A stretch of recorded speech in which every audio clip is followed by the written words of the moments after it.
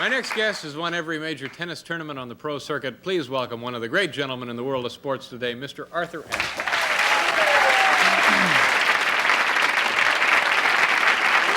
Pleasure to meet you. Thank you for being here. You know, when you were playing, I always thought of you as the just about the best spokesperson for the sport of tennis and professional athletics generally. You were an amazing gentleman, and it was always a pleasure to watch you compete. Thanks, nice to. Do we have to lock eyes? No, oh, please don't start with that.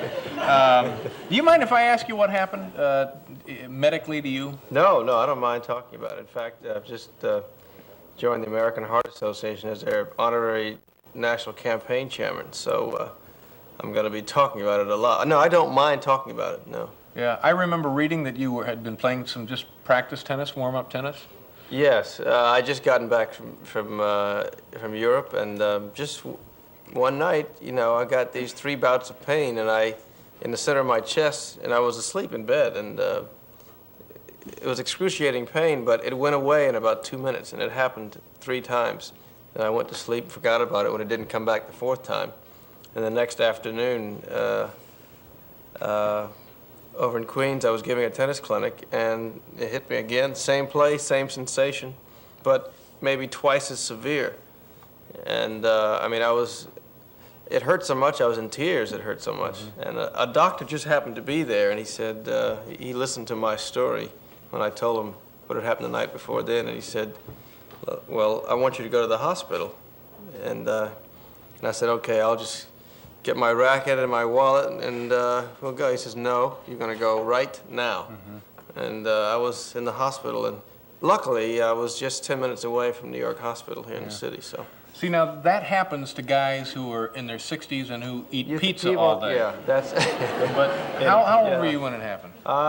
This was last year. I was 36. And a superbly conditioned athlete. Yes, that's just, I guess, an example of how it can hit anybody. But there are 18-year-old boys and girls that have heart attacks. Yeah. You just don't see them as being documented that much. But, you know, my cardiologist over here, Dr. Scheit, says, you know, people just don't realize that anybody can get a heart attack. And on the diet that we have in the U.S., it's a wonder that more of us don't have heart attacks. Yeah.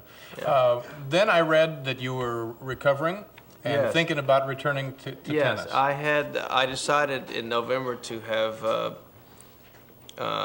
bypass surgery. So I had a quadruple bypass. What does a quadruple bypass mean? Well, they give you an angiogram, which is a way that they go in and take pictures of to see to what extent and which arteries around the heart are clogged, and on the basis of that, and whether or not the rest of your blood vessels leading away from the obstruction. If they are clear, then you're a fairly good candidate for a bypass. Mm-hmm.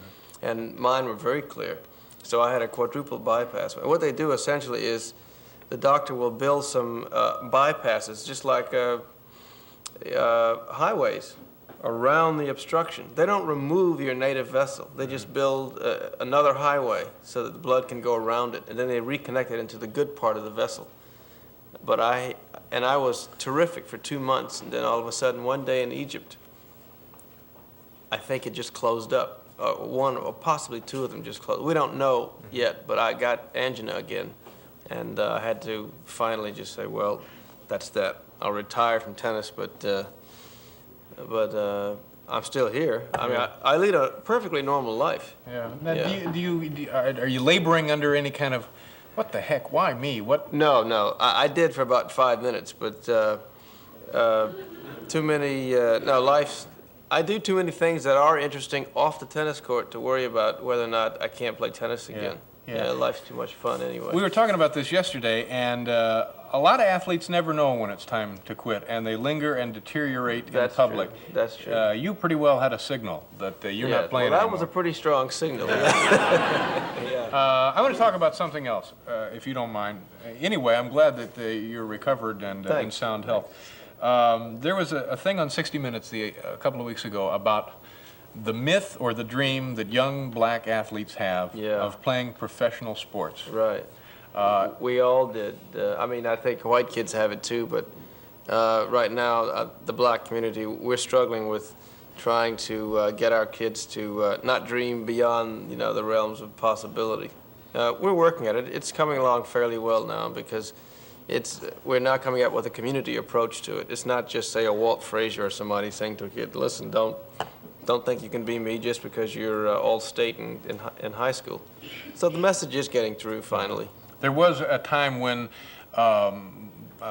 it seemed to be an instant way out of a poverty situation. Yes. Or a ghetto situation. Well, even now, professional athletes are among the highest paid people in the world. It's just that their economic life is so short. You can't play baseball forever. The average economic life of a running back in football is 4.6 years. Mm-hmm. That's all. Yeah. 4.6 years. What are you going to do now? Oh boy, I do a ton of things. I'm still involved with selling my tennis clothes, shoes, and rackets still being sold worldwide, so that never stops. I have a very interesting consultancy job with Aetna Life and Casualty Company, which is in line basically with what you were talking about earlier, in trying to get more minorities interested in the insurance industry, because the insurance industry has a very bad image in most minority communities, Hispanic communities as well. I work for ABC Television, a rival network, and sports. I'm in the midst of writing my autobiography right now, at least about half of my life. I hope to live another 35 years if I can. I've just finished, actually for RCA, we just finished which is going to go on the RCA's first catalog for the new video disc machines. Oh, yeah. An instructional film, but a very good one for the average tennis player out there. Let me talk about that and I hope this doesn't sound strange, but... Nothing sounds strange to me. There are not a lot of professional black tennis players. No. Hardly any. No, we have about 6 girls now, and I should say 6 women, and about 4 men who are doing fairly well. How did you get to be a world-class tennis player? For me, it's you can't use me as an example. I happen to have lived 10 meters from 4 tennis courts. I lived a very idyllic childhood because my father was a special police officer, and he was in charge of the largest black playground in Richmond, Virginia when I was a kid. Mm-hmm. And we lived on this playground, and there were 3 baseball diamonds, 2 football fields, an Olympic-sized pool, 4 tennis courts, 2 basketball courts, horseshoe pits, and a monstrous utility field. And that's where I lived for 17 years. Mm-hmm. So I was in heaven all the time. Again, I want to thank you very much for giving us some of your time. It's a pleasure to meet with and talk with you, ladies and gentlemen. Arthur Ashe. Rich Hall will be here right after this commercial.